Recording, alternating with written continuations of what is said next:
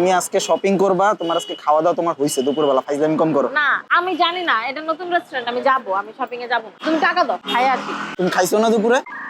ওটা বাসার খাবার খাইছি, তো রেস্টুরেন্টের খাবার খাই না। আসো না, তুমি আমার কথা এত এত কেমনে খায় মানুষ? ভাত খাবো, বিশ্বাস করো। আজকে বেশি কিছু খাবো না, আজকে একটা বা দুইটা আইটেম খাইছি। আসো। তুমি খাবো একটা দুইটা আইটেম, কই যাইতেছো? এই যে এদিকে ঢুকার জায়গা। ও হ্যাঁ, জানি না কোন জায়গায় ঢুকতেছিলাম। শোনো, যদি এখানে খাওয়া দাওয়া করো তাহলে কিন্তু শপিং করতে পারবা না। শোনো, আমার তো শপিং করার শখ না, আমার খাওয়ার শখ আছে। ভর্তা তো দেখতেছি না, কি ভর্তা আছে ভাইয়া? ও আচ্ছা ঠিক আছে, এটা নিবো তাহলে। নইটা শুট কি ভর্তা? আচ্ছা যা আছে সব দেন। যা আছে সব দিবে না, অনেক কিছু আছে এখানে। লাল শাক, মেজবানি মাংস, কালা ভুনা, মুরগি ঝাল ফ্রাই, সবজি, ভর্তা, আর অনেক মানুষ। মাত্র 30 টাকা থেকে শুরু করে 280 টাকা পর্যন্ত খাবার আছে, বুঝছো? মোটামুটি দেখতে যা যা ভালো লাগছে সব নিয়ে নিস। একদম গরম গরম ভাত। এই পান্থপথ এলাকায় ভালো ভাতের হোটেল খুব কম আছে। এখানকার মানুষের খাবারের ধরন দেখে আমার এত লোভ লাগতেছে, জানো? আমাদের পাশের টেবিলের ওরা না কাচ্চি খাইতেছে। এখন কি এগুলো বাদ দিয়ে কাচ্চি খাবা? জানি না, যদি পেটে জায়গা থাকে তাহলে খাবো। বাট আমি একটু ডিসঅ্যাপয়েন্টেড যে শাক মাত্র লাল শাক আছে, যদি বাকি শাকগুলো থাকতো অনেক ভালো হতো। শেষ হয়ে গেছে, তোমার আর দিবে করতে। আমরা একটু লেট করে আসছি। বিসমিল্লাহির রহমানির রহিম। বাঙালি মানুষ আর গরম গরম ভাতের সাথে লাল শাক, লইট্টা শুটকি, আশেপাশে এত মানুষ।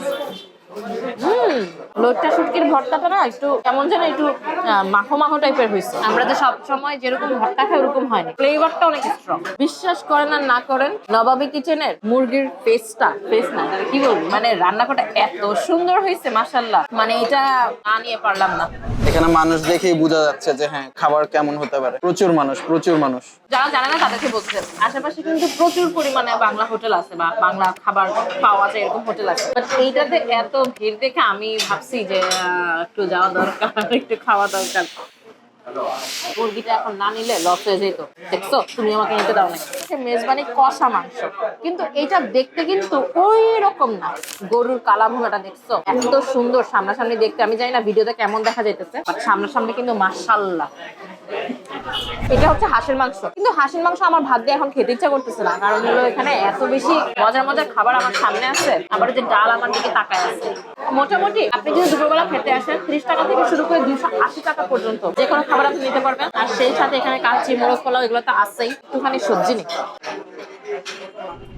এটা মাশাআল্লাহ অনেক ভালো, অনেক ভালো। কোনো খাবারে না ওরকম ঝাল নেই, মানে সব বয়সী মানুষ খায় তো, একদম ছোট থেকে শুরু করে বৃদ্ধ মানুষ পর্যন্ত, তো যার কারণে ওইভাবে ঝালটা দেয় না। ভাত ভর্তা খাইতে চাইলে বা মজার মুরগির মাংস খাইতে চাইলে অবশ্যই আমি নবাবী কিচেনে নিয়ে আসবো। খাই কিছু নেন আর না নেন, কালা ভুনা, মুরগি আর হচ্ছে সবজি, এই 3টা জিনিস অবশ্যই নেবেন। যেহেতু অনেক ভিড়, বসার জন্য জায়গা পেতে কিন্তু সময় লাগবে। যে ওইখানে ওয়েটিং রুমের মধ্যে অনেক আপুরা বসে আছে। হাতে একটু লেবু, আহা হা, সাথে একটা কাঁচামরিচ, তারপরে বাম হাত দিয়ে এরকম কাঁচামরিচটাকে নেওয়া।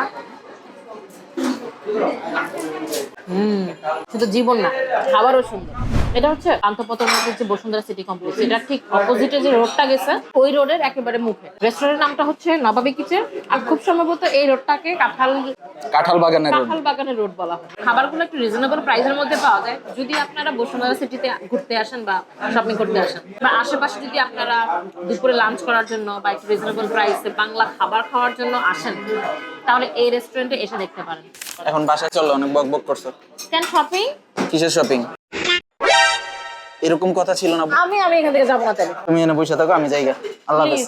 আচ্ছা টাকাটা দিয়ে যাও। টাকাটা না, টাকা তুমি দিও। আল্লাহ হাফেজ। শোনো, আমার তো শপিং করার শখ না, আমার খাওয়ার শখ আছে।